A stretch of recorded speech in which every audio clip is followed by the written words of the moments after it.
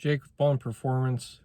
Shooting this video, it's kind of just clips I've shot making other videos compiled together to highlight the problem and my solution for the Integrated Engineering V1 intake. For those of you who aren't familiar, since I made the discovery on Matt's car and shot the initial footage a couple days ago, I did some research, and it turns out that this is an extremely common problem with Integrated's original open intake. So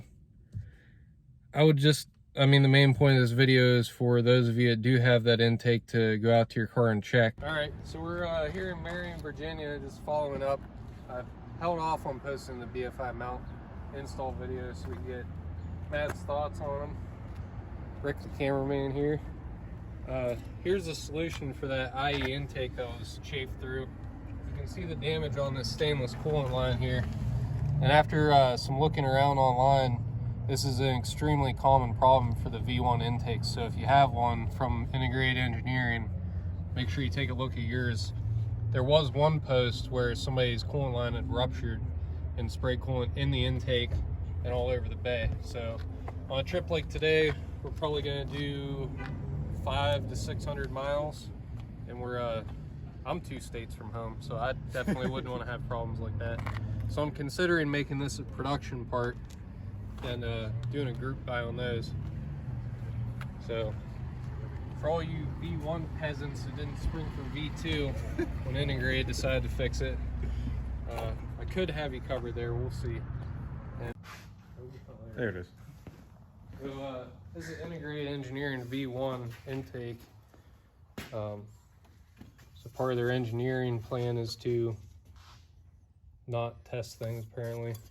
So we're all the way through this 065 aluminum and took 11 thousandths of stainless off this coolant line from the way it was sitting in here.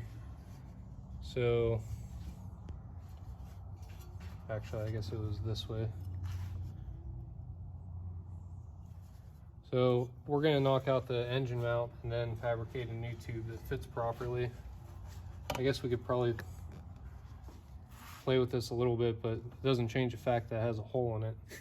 So it's been on the car for basically the entire life of the car, 30,000 miles. So damage is done. I'm gonna reuse the rest of the Integrated intake, at least that's the plan. We're gonna wrap up the mount install first.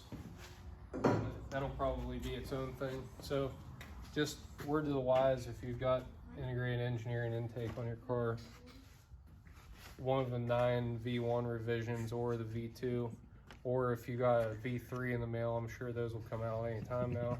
Just do a good once over. I've also seen intakes built incorrectly where they're chafing this brake line. I've touched on that before. The Blue Rabbit edition that's always here was a victim of that. So gonna pull this ballast and the reservoir out of the way. We've already got the engine supported, and this mount is as straightforward as they come compared to the other side. So knock that out.